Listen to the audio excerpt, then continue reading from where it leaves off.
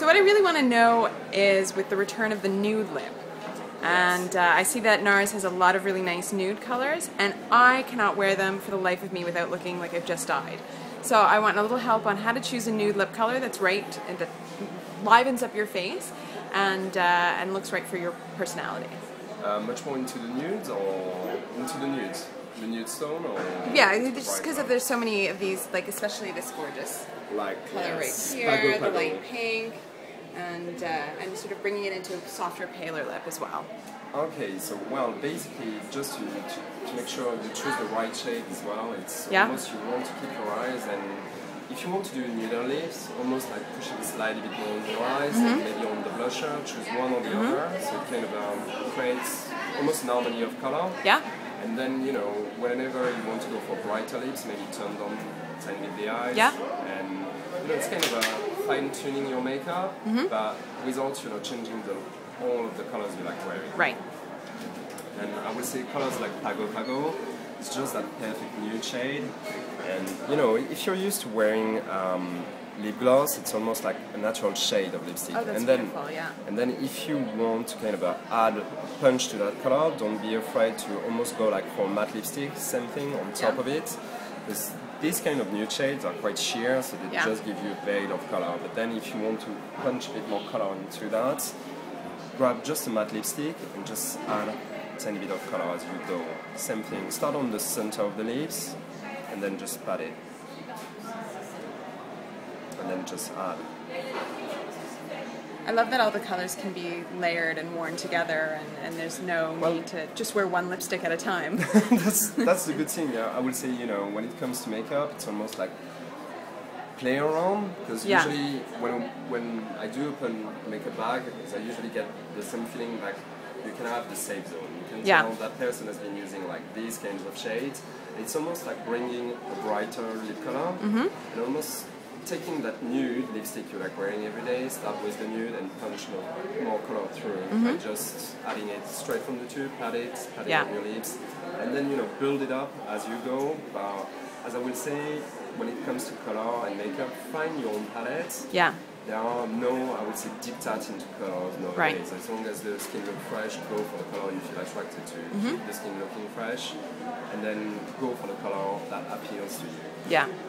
Don't stick to the safe zone, because chances are you might have already like 5 brown eyeshadows in your makeup bag. It's true, it's true. Every time I used to buy lipstick, I'd come home to find that I just bought the exact same lipstick that I already had. Exactly, and that's usually what happens, is the safe zone. But sometimes, you know, it's a bit like breaking the boundaries of your safe zone and kind of trying it on. It's all makeup. You know? So what's the first step for somebody trying to sort of go into makeup rehab and start something new? If we're all throwing out our pinkish brown lipsticks and we're gonna try one thing new for fall, what do you recommend?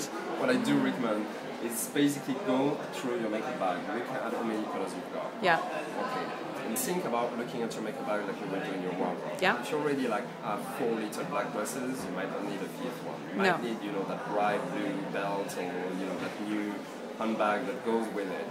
Well, go for that in your makeup bag. Okay. Shake things up. That could be a new color of liner, you know, like instead of going for brown or, you know, those kind of soft shades, go for grey. It's a bit more intensity, but it's still less, I would say, less harsh than the black beauty during daytime.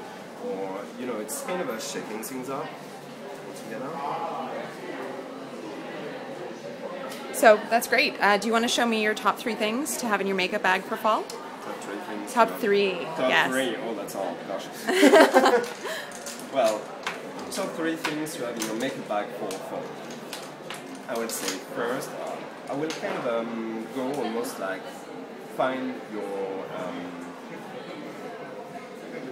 what kind of daytime look and shake things up by adding new fashion accessory, like maybe a red lipstick. Yeah. It's classical. Takes less time to do than a normal, I would say, just nude lid, a normal smoky eyes. It's easier, and you almost just want like to take your daytime eye makeup and just push that red for nighttime. So that could be a nice add-on to your, I would say, makeup wardrobe. Another one, I would say, don't be afraid to go for maybe a brighter shade of colors Yeah. that you can use as a liner if you push it into the lash line. And I will say the third thing that I will add to that is maybe a new color of liner. You know, liners are quite timeless, classical. If you've got a black, and I would say maybe 90% of women already have a black, you know, try new colors. Try a navy blue for nighttime, or gray for daytime. Yeah. And don't be afraid as well, you know, whenever you feel a bit tired and you want to kind of freshen up your makeup, go like for a flesh tone. Oh, okay. Onto the membrane of the lower lash line, so that brighten up the eyes straight away. Great. So, you know, it's just picking another color of liner that could be a nice add-on and turn maybe your daytime eyeshadow a whole new dimension as well. All right, thank you so much. You're welcome.